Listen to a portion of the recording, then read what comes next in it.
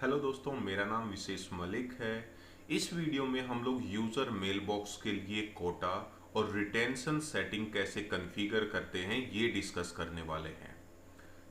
दोस्तों, exchange server में कोटा और रिटेंशन सेटिंग एक्चुअल में होता क्या है, इसको एक्सप्लेन करने के लिए मैं यहाँ पर एक पिक्चर की हेल्प ले रहा हूँ। देखिए दोस्तों, मान लीजिए ये हमारे पास में कोई भी मेल बॉक्स डेटाबेस है और इस मेल बॉक्स डेटाबेस के अंदर हमने बहुत सारे मेल बॉक्सेस क्रिएट किए हुए हैं। ये सभी यूजर मेल बॉक्स है जो कि डिफरेंट डिफरेंट यूजर के लिए हमने मेल बॉक्स क्रिएट किए हुए हैं मेल बॉक्स डेटाबेस में।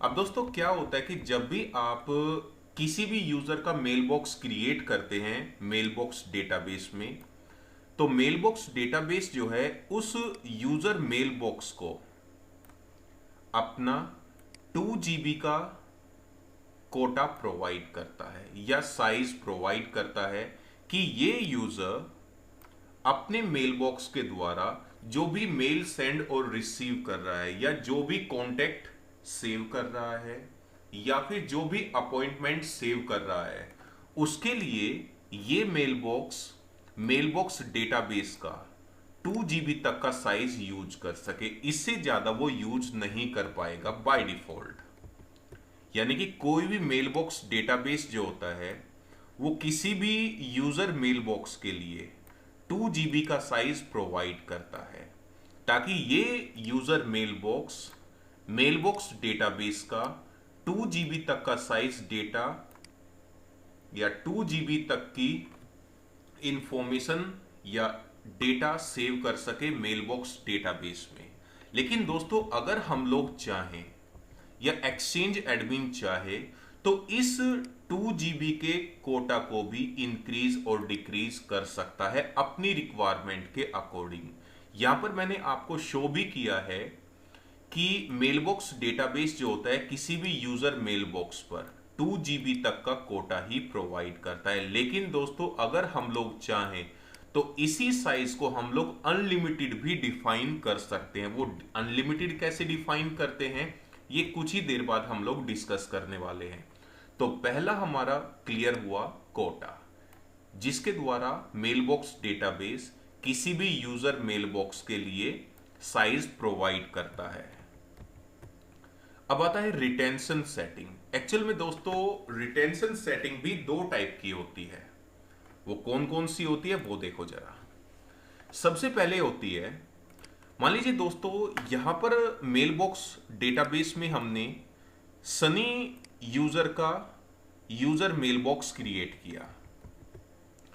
अब मेल बॉक्स को एक्सेस करने के बाद जो भी सनी यूजर इस मेल बॉक्स की हेल्प से मेल सेंड और रिसीव कर रहा है, दोस्तों अगर किसी भी रीजन से उसके सेंडिंग और रिसीविंग ईमेल जो है उसके मेल बॉक्स से डिलीट हो जाते हैं, तो फिर भी दोस्तों मेल बॉक्स डेटाबेस जो है उन डिलीटेड आइटम्स को 14 डेज तक अपने अंदर सेव करके रखता है ताकि इन केस अगर वो इंपॉर्टेंट मैसेजेस हैं तो विद इन 14 डेज वो उसे रिस्टोर कर सकता है।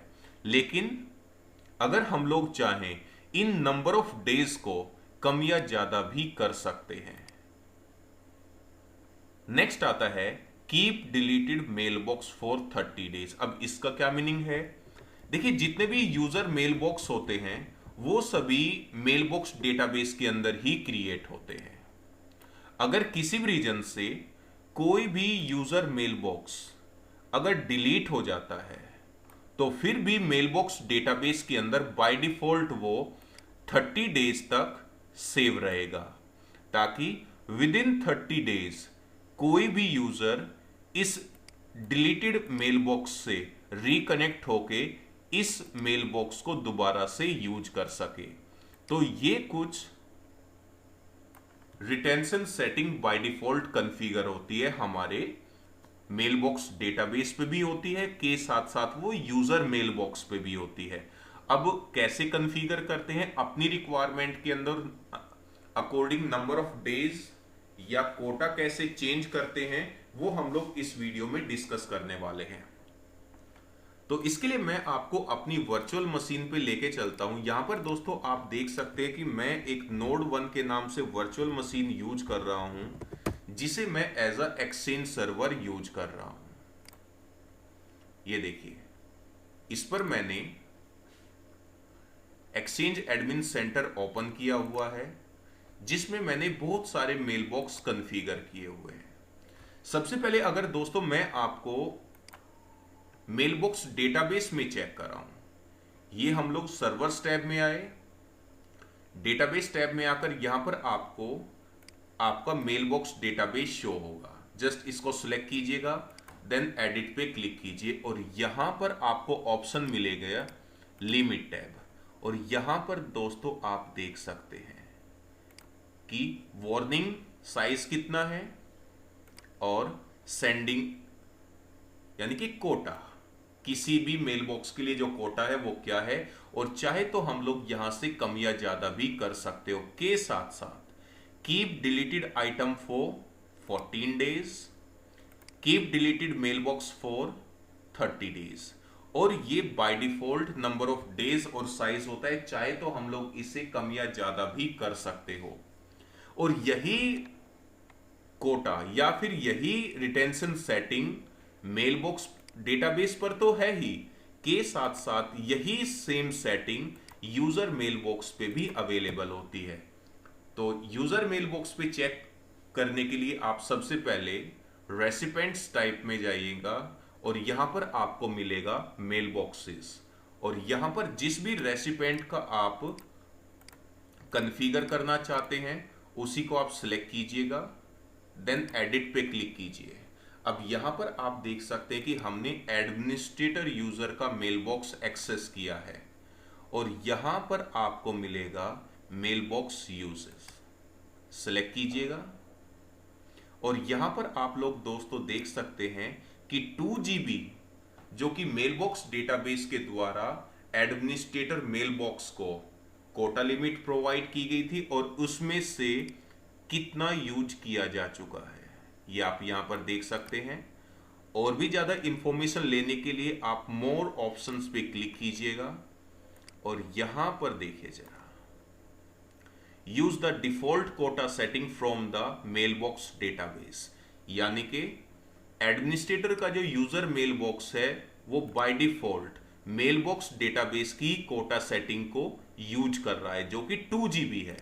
लेकिन दोस्तों अगर हम लोग चाहें तो इस साइज को कम या ज्यादा भी कर सकते हैं अपनी रिक्वायरमेंट के अकॉर्डिंग। के साथ साथ अगर हम लोग चाहें तो इसी साइज को हम लोग यहां से अनलिमिटेड भी सेट कर सकते हैं। जो भी आप सेट करना चाहे वो आप सेट कर सकते हो।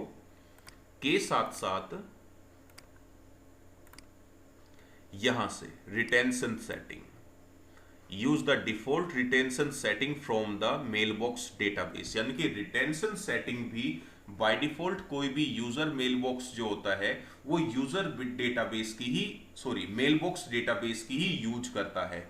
लेकिन अगर हम लोग चाहें तो keep deleted item for by default 14 days होता है, चाहे तो इसको हम लोग कम या ज्यादा भी कर सकते हैं अपनी रिक्वायरमेंट के अकॉर्डिंग। तो इस तरह दोस्तों हम लोग विंडोज एक्सचेंज सर्वर में कोटा और रिटेंशन सेटिंग कैसे कॉन्फ़िगर करते हैं ये हम लोगों ने अभी डिस्कस किया।